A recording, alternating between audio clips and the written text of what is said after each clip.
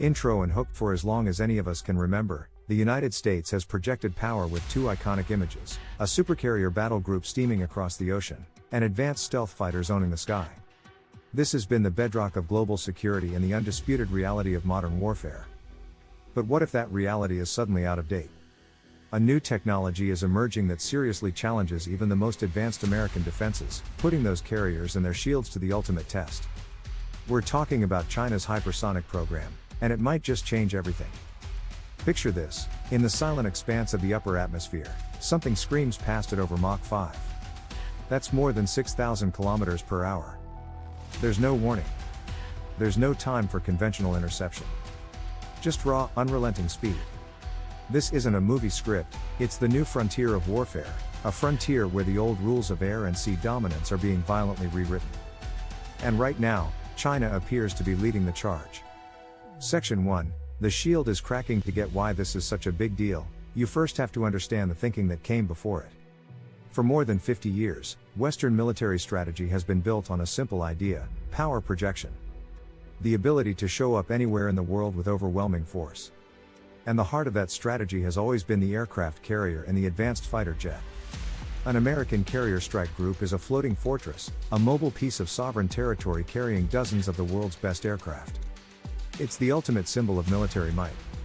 To protect these multi-billion-dollar assets, a whole web of sophisticated defenses was built. You have things like the Aegis combat system on cruisers and destroyers, designed to shoot down incoming threats.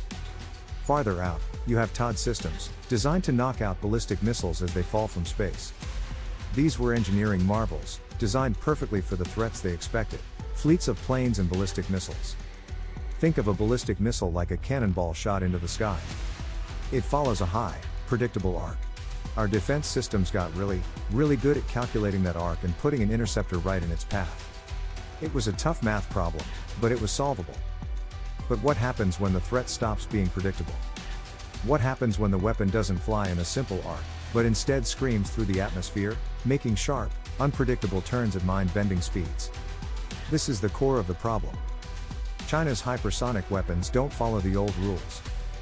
They fly low, using the curve of the Earth to hide from radar. By the time they are finally detected, it's not minutes, but seconds until impact. And unlike a ballistic missile, they can maneuver.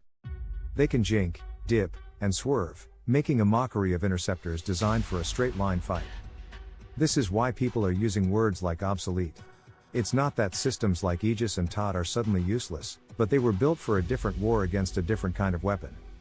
Trying to hit a maneuvering hypersonic glide vehicle with a conventional interceptor is like trying to shoot a bullet with another bullet, except your target is actively dodging you. And the result is that those massive carriers, those symbols of untouchable power, have suddenly become what military planners dread: high-value targets. Exposed, and facing a threat they were never really designed to counter. The shield has been cracked. Section 2. China's game-changing arsenal. The architect of this uncomfortable new reality is China's hypersonic weapons program, which many experts believe is the most advanced in the world. This isn't just one weapon, but a whole family of technologies creating a threat that's incredibly difficult to defend against. The weapon that has Pentagon planners most concerned is the DF-17. It's a ballistic missile, but instead of a normal warhead, it carries a hypersonic glide vehicle, or HGV, called the DF-ZF. The missile boosts the glider to the edge of space, and then releases it. From there, the DF-ZF surfs on its own shockwaves through the upper atmosphere at speeds between Mach 5 and Mach 10. We're talking up to 12,000 kilometers per hour. Its range is estimated at somewhere between 1,800 and 2,500 kilometers. This puts critical US bases in Japan and Guam, and any ship in the South China Sea, right in the danger zone. But speed and range are only half the story. The real game changer is that it can maneuver throughout its flight path, making it nearly impossible for existing defense systems to guess where it's going to be. As if that wasn't enough, intelligence suggests China is also aggressively pursuing hypersonic air-to-air missiles. This kind of weapon could change the rules of air combat entirely. For decades, the coolest thing in the sky was a stealth aircraft, like the American B-2 or B-21 Raider, planes designed to be invisible.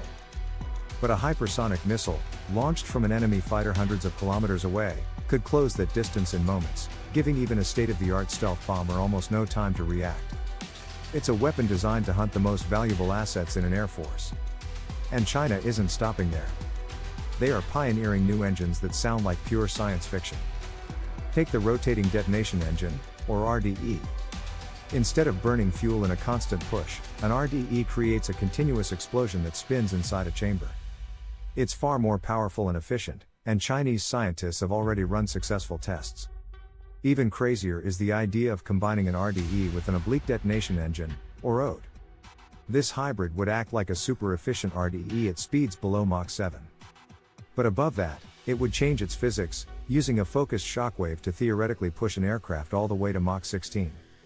While these engines are still in development and not yet on operational aircraft, they show where China is aiming, not just to catch up, but to leapfrog everyone else entirely. Section 3. The balance of power is shifting. This technological push is fundamentally reshaping the geopolitical map, especially in the Indo-Pacific.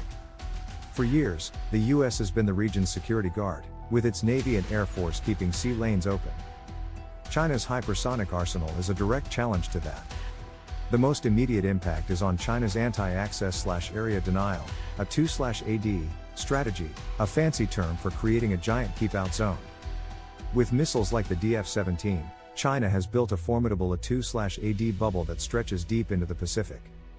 This creates a painful choice for the US in any potential crisis over Taiwan or the South China Sea. Do you risk sending your multi-billion-dollar carriers into a zone where they could be hit by a weapon you can't stop, or do you stay out of the fight and hand control of the region to Beijing? The idea of a carrier killer missile is no longer just a theory. The DF-17, and another hypersonic anti-ship missile known as the YJ-21, are built for one purpose: to neutralize America's main tool of power. The YJ-21 can be launched from China's advanced Type 055 destroyers, making the threat mobile and even harder to track. This whole situation is made even more dangerous because these systems can likely carry either a conventional or a nuclear warhead. If a US command center detects an incoming hypersonic missile, they have seconds to figure out if it's a conventional strike on a ship or a nuclear first strike on a base. That tiny window for decision-making dramatically increases the risk of a catastrophic mistake that could spiral a regional conflict into a global one. It all adds up to a powerful home field advantage for China. It doesn't need a navy as big as America's to compete globally. It just needs to make it too risky for the US to operate near its shores. By holding American assets at risk from thousands of kilometers away with weapons that are incredibly hard to defend against, China is rewriting the rules of the game in its own favor. Section 4. An arms race America is losing. So let's get to the bottom line. What makes these things so hard to stop? It comes down to a terrifying mix of incredible speed and unpredictable movement. Our entire air defense network is built on radar. But radar travels in a straight line, and the Earth is curved. A low-flying hypersonic weapon can stay hidden below the horizon for most of its flight. By the time it pops up on a ship's radar, it could be just seconds away from impact.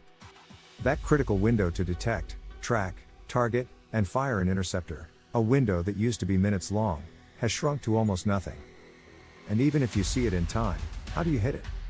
Our current interceptors, like the SM-3 and TOD, are built for ballistic targets on a predictable path. They just can't keep up with a target that's actively dodging and weaving at 7,000 miles per hour. The physics don't work. So where does this leave the United States? The Pentagon is pouring billions into its own hypersonic programs, like the Navy's conventional prompt strike, and is working hard on next-generation defenses. But here's the crucial, and frankly sobering, point: there's a gap. While the US is still deep in research and development, with programs facing delays and challenges, China has already crossed the finish line. China has operational, deployed hypersonic systems. As of mid-2025, the US does not. This isn't some future problem, it's a present-day capability gap. For the first time in a generation, America is lagging behind a competitor in a critical, game-changing military technology. This has kicked off a new global arms race, and this one is all about speed. Russia has its own hypersonic weapons. Other countries are trying to develop them. But it's China's program, with its scale, speed, and success, that's causing the most alarm. They've achieved a significant lead, and for now, it seems almost insurmountable with the technology we have deployed. The threat is here, and it is real call to action. The world is being reshaped by technologies that are rewriting the rules of power and conflict. If you want to stay ahead of the curve and understand the breakthroughs that are defining our future, make sure you subscribe and hit the notification bell. We break down these huge topics every week to give you the clarity you need. Conclusion: what we're all witnessing is a paradigm shift in military power.